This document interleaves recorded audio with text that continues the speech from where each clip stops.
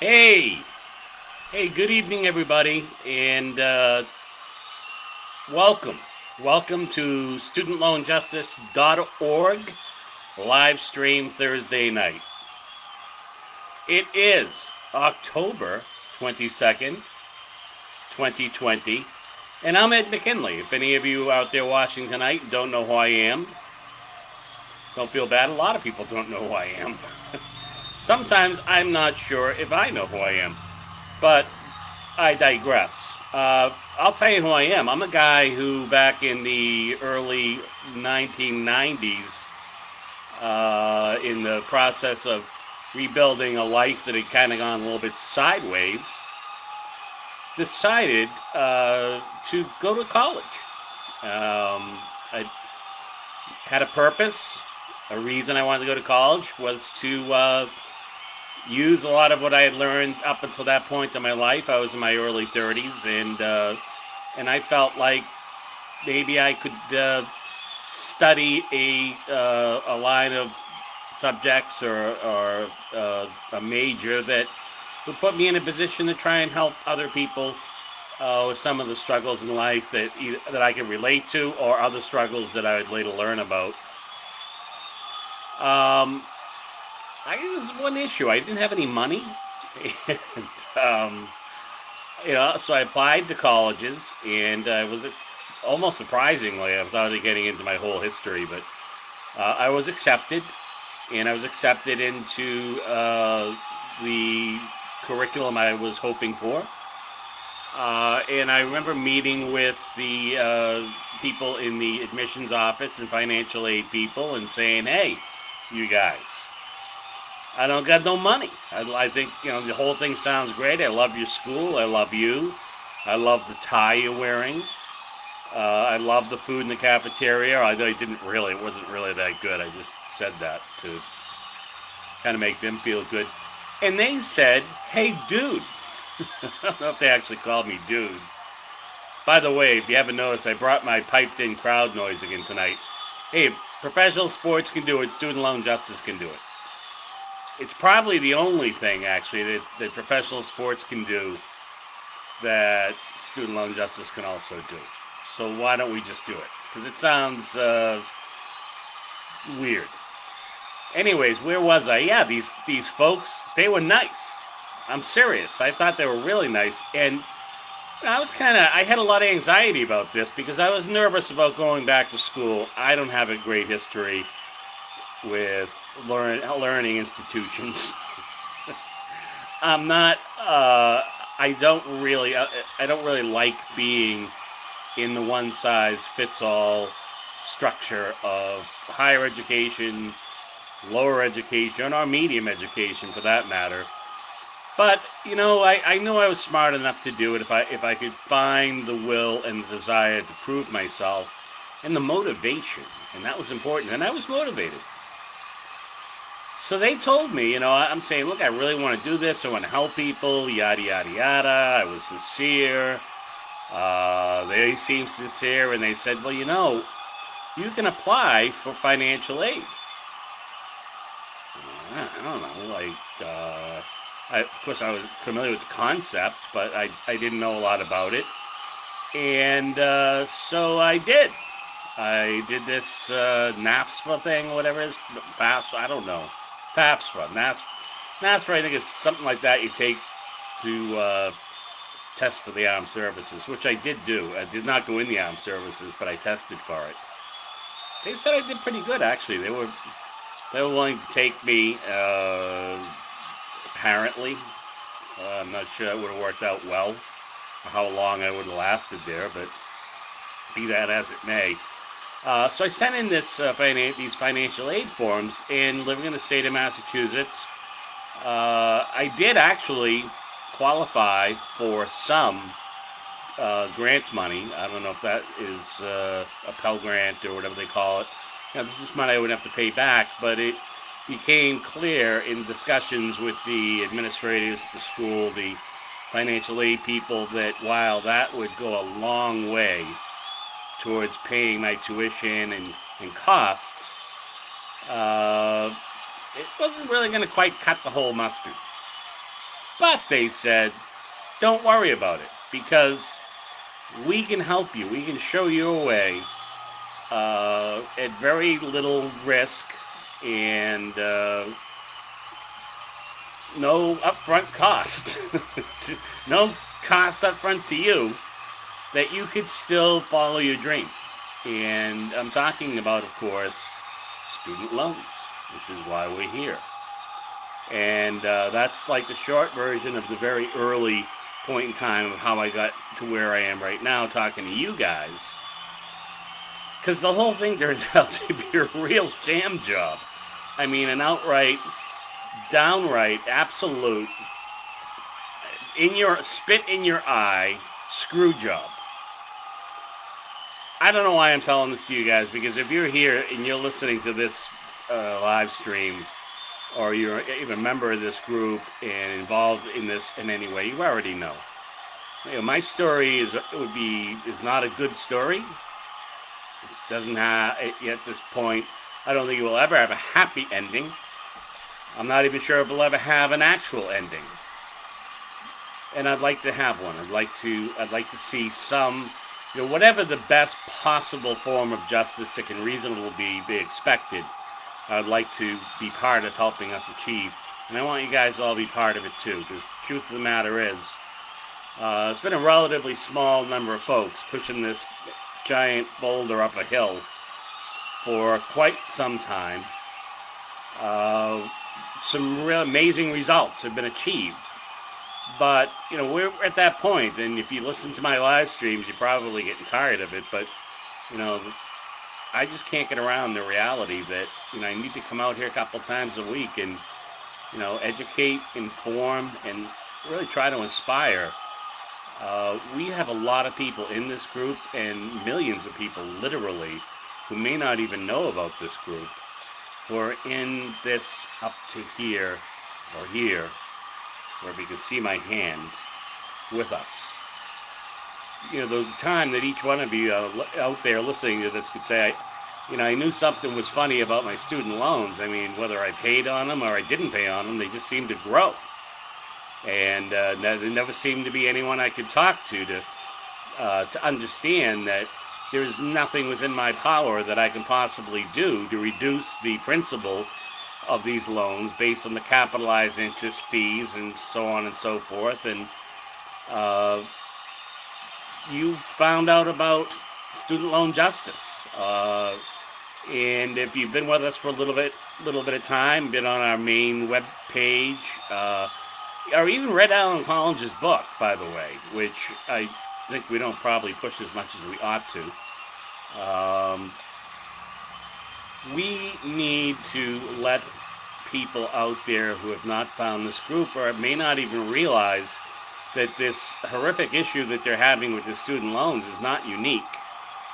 They're one of 40 million people, more than that have debt, but upwards of 40 who are either in arrears, struggling, delinquent, or defaulted, or paying fairly significant sums of money every week or every month, and not seeing any reduction in the loan. In fact, oftentimes it's going up. I mean, I can go on. It's amazing the impact that this has had on people's lives trying to participate in the mainstream economy, doing things that are part of the human condition and the American dream, having families, owning a decent vehicle, the ultimate dream, buying and owning a home. And that's something that I know from personal experience and from the experience of talking to thousands and thousands of people that are in this boat with me, that they've been denied. And I had no idea that was even coming into this. I'm not stupid. I wasn't a kid. I wasn't 17 or 18 like many of you were when you signed up. I had some life experience and had reason to believe I knew something about consumer debt and consumer lending, and believed there were limitations. I know there's risk, but I never could have dreamed. I couldn't have even fabricated the reality of the level of risk these particular loans carried. No other loan carries risk like this. Nothing. Nothing comes close.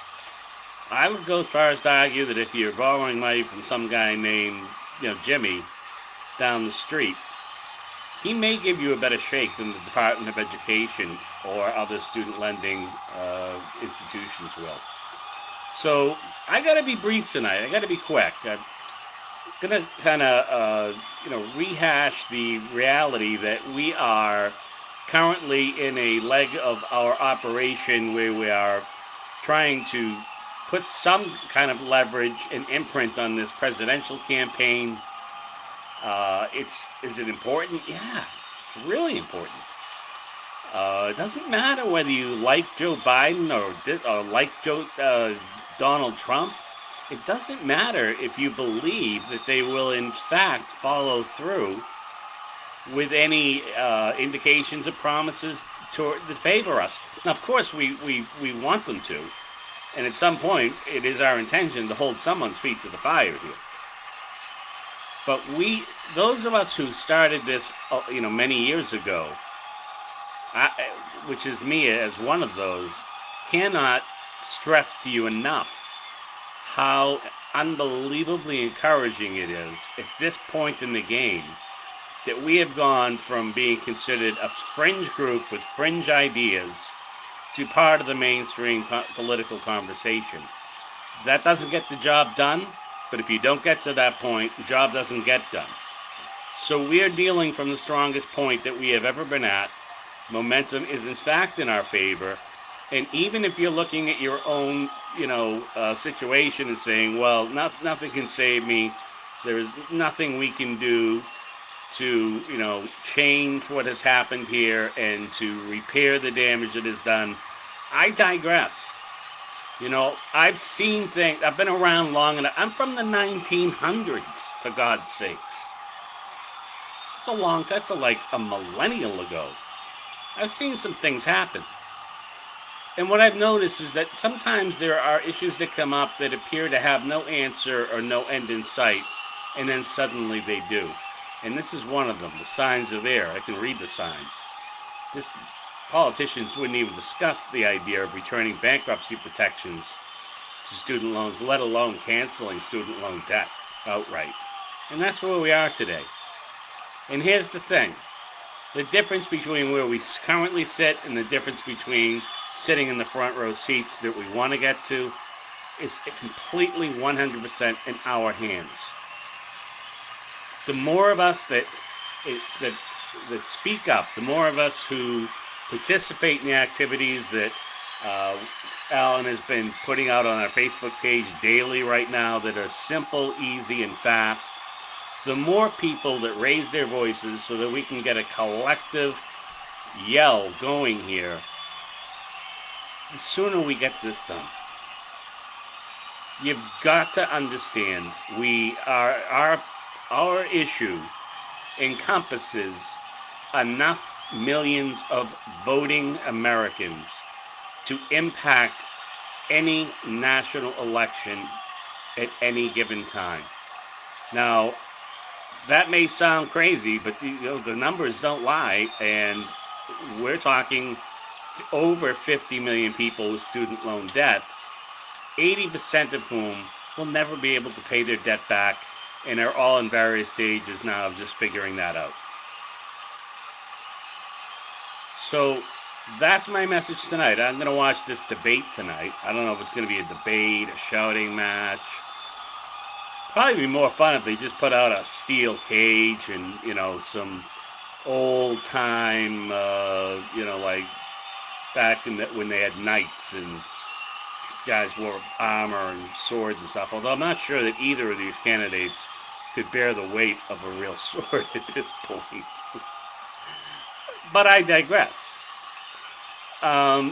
So Alan Collins, you guys know Alan. He's the guy who's out here almost every night. I noticed he made a prediction that the student loan issue will be brought up no fewer than 4 times tonight. Very bold prediction, Alan. But I like it. Because I like to think positive. I'll tell you what. I'm going to match that.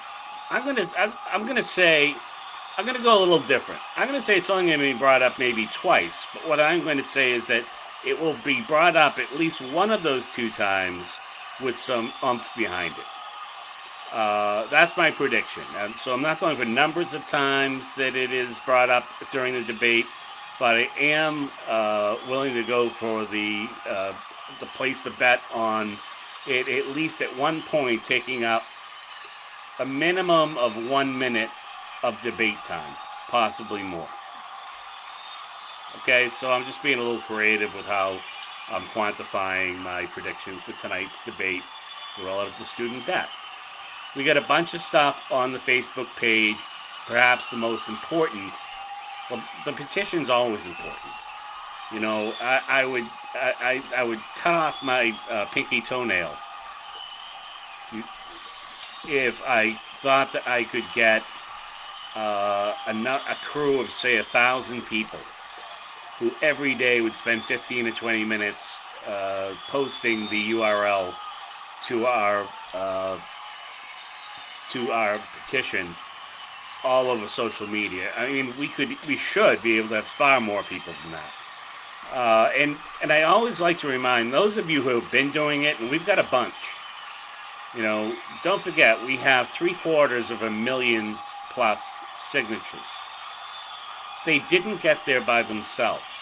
That is not a small number, but it's a small dent in what we're capable of doing. The only thing preventing us from crossing the million mark is us. Those of you who have, helped get us to where we're at, we need you to keep your foot on the accelerator. And even if it means going back and continuing to repost the places you've already been, so many people support this. So many people in so many groups, whether they have anything to do with college, student lending, or anything else, they live in this country, are being squished by the same debt you are. You won't find a lot of blowback. There'll be places you will. Move on. But if they've allowed you to post there before, I'm here to tell you it worked. Please go back, because you know how social media is.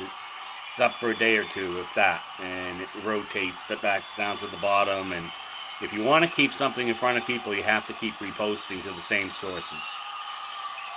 I have found a remarkable level of cooperation from administrators of large Facebook groups who have seemingly without any reservations continued to allow me to post the link to the petition on their pages. So their denials or any sort of have been few and far between. There is an article that appeared in the Medium, article by Alan J. Collins, our founder and really our boots on the ground. We need to share that as far and wide as possible. But I want to also encourage people, please go to the link of the article and post a clap or comment or whatever activity they allow to acknowledge that you have seen and favor the topic of that article. This is incredibly important. This is a medium, the Medium as it's called. It's fairly widely read. It has very strong readership, and it has the potential of reaching a lot of people. The more likes and more claps and more positive feedback that it gets, by far the more likely the people who access the Medium are to see it. So, this is the dollar value of the exposure that we're getting. If we had to go out and raise the money to pay for this kind of exposure, we don't have that means right now. This is worth incredible amounts. This is just a powerful, powerful resource, and people need to buy into it, that when we get something printed in a medium like the medium, we have to take full advantage of it. We have to make it work as hard as we can for us. That might be the only shot we get there for a while, and not, at least in that particular publication. Please, go not on our Facebook page, but go to the Medium page and make a positive remark, comment, smiley face, clap, whatever it is they do there. And we need a lot of people doing that, because that's going to have a big impact on how many other people who subscribe to the Medium are going to read that article. And we need people reading that article. That's it for me tonight. I already went longer. I didn't think I'd even go this long tonight. But you know me. When I start talking about student loans, it's pretty hard to stop me. I hope I've said at least something coherent this evening. I hope I've said at least something that is new, that is usable, that is helpful, and most of all, inspiring. I'm not kidding when I said if I just got one more person off the bench who became a regular contributor to or participant in the activities that we ask people to do each day, it's worth it. Obviously, I'd hope to get a lot more than that. The amount of views and people who watch the live streams every day varies considerably, but it's pretty significant. Nonetheless, if you're a regular viewer of live streams, you are going to be a warrior. You're going to have the widest and deepest understanding of this issue and what we're doing possible. It's just like getting a master's and a PhD in predatory and corrupt student loan lending, and what to do about it. So everybody, I don't know if people are planning on watching this debate tonight. I probably will get some popcorn to go in and something like that, and just kind of see if there's any entertainment value, because I honestly don't really. I doubt, unless there's some remarkable surprise, that any outcome of this debate is going to affect the outcome of the election. I am hopeful for some exposure to what we're doing to the student loan cancellation issue, which is something that is in fact being discussed at the highest levels of government right now. Like usual, they're trying to slide something lesser through than what is absolutely needed. So that's why we have to hold their noses to the grindstone. Okay? We're not asking anybody for a favor. We're not begging someone to help us here. So get that idea out of your head. And you don't have to be nice. I'm not saying, that it's a great idea to go out there throwing F-bombs at people and being threatening or anything like that. I'm simply saying that I would swear I have had more impact and seen more tangible results by treating my congressman like a pile of shit than I have by trying to be diplomatic, civil, and mature. So I don't know what that's all about, but I'm not the only one that's ever had that experience. So if you're angry, be angry. But use that anger for something constructive to, help us end this whole situation. So everybody have a good night tonight. As always, I do kind of enjoy coming out here and spouting off a little bit and seeing if we can keep this our momentum rolling. I'm Ed McKinley. I'm just a guy that lives up here in Massachusetts who's in the same boat that you're in. I like to come out a couple nights a week to try and take some of the pressure off of Alan, give him a night off, and that's about it. So everyone, with all of the other struggles and challenges going on out there, and there are many, and I know that, I'm hoping that people are finding their way through as best and as safe as possible. Have a good night.